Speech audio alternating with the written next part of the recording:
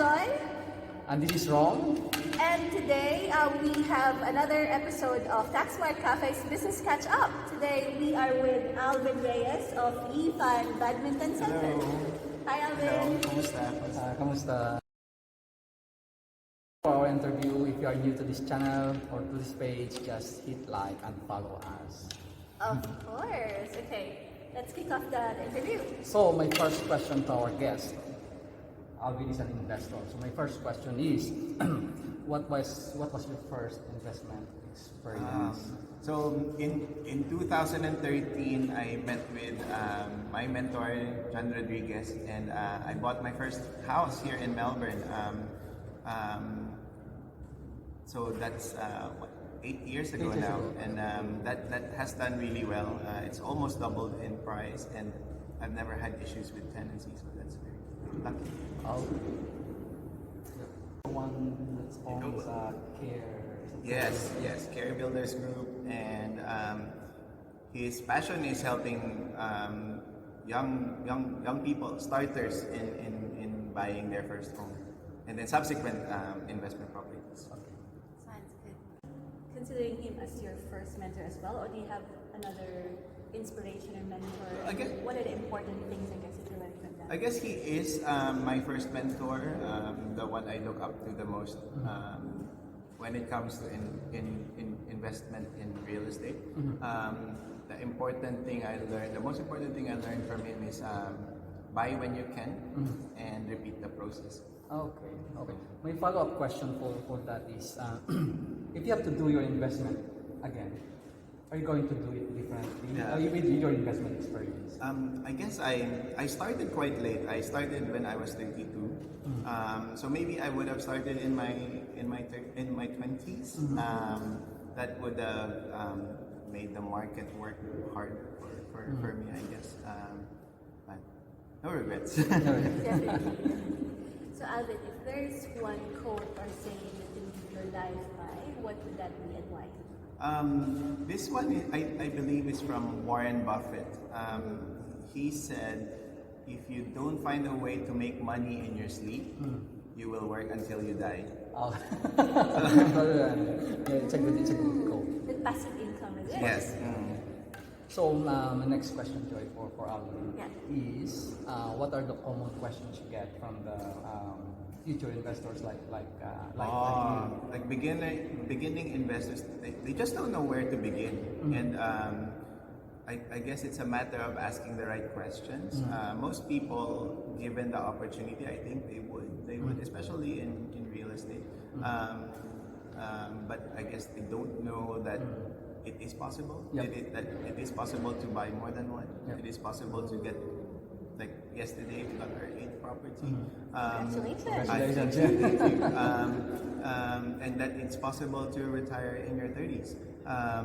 Most people don't know that because no one told them that it's possible, or that they haven't met anyone who has done it. So I guess that where do I start question. It seems like having that correct mentor to guide you through that process. Yep. And maybe nothing is impossible if you have the courage to try it or educate yourself. Don't wait for all the lights to turn green before you move, before you start driving. So start where you can. Even if you can afford, a house in the suburbs, like a small house in the suburbs, you start there. You don't necessarily need to buy the dream house straight away. Go and get it. Before I ask my next question, tell us a little bit more about this new business you have. This is actually Victor's baby project. Victor is my partner, and last year we both retired, and we were looking at something to do. And he loves badminton. He's of Chinese background, and it's fun. It gets people together. Like yesterday, there are families playing together, and I like seeing teenagers playing with their parents. Of course. Not just isolating, playing on their gadgets. And it brings a sense of community among especially the Filipinos. And yeah, I really enjoy it. So come play. And imagine that joy. Alvin is already retired. Yes, I know. Oh, I'm turning 40 in May. Imagine that. Yeah. And people are retiring at the age of 65 or 67 or couldn't afford to retire at all. And imagine 40 years old and already retired. Retired, and now you're doing something you love. You love it. Yeah. Wow. Awesome. Okay. So the reason I asked that is also a little related to my question. So Alvin, what do you think keeps people from achieving their goals? I think it's their themselves. I think they have self-limiting beliefs. They think like, I went to uni, so I should get a good job and retire at 67 because that's the training that they receive. They I guess fail to think outside the box and see a different angle. Unfortunately, life is short, so we need to make the most out of it. So, if you only have 1 year to live, would you choose to go to work, or do overtime shifts, or do night shifts? And because I think most people will say they will spend time with their family. So, and why not do that? So, follow-up question, Joy. Any advice to those people, to our followers who just studying hard, just get a good grade, and then work until 67? What can you say to those people? I guess write down your dreams, write them down, and then come up with a plan to achieve them. There are only 3% of the population that writes down their goals. So if it's written down from a dream, it becomes a goal, and then if you have a way to get through it, that becomes a plan. And if you have a plan, you can achieve it. Of course. And come to people who are doing financial planning. Yeah. One thing I like that is if you write it, you can always look back at it and of remember course. and don't forget what you wanted to achieve. And there's accountability. Yeah, of course. Accountability with yourself, that you deserve this, that you own this dream, so you owe it to yourself to try, at least try to achieve it. Of course. Makes sense. Okay. One more question from my end. What does success mean to you? Success.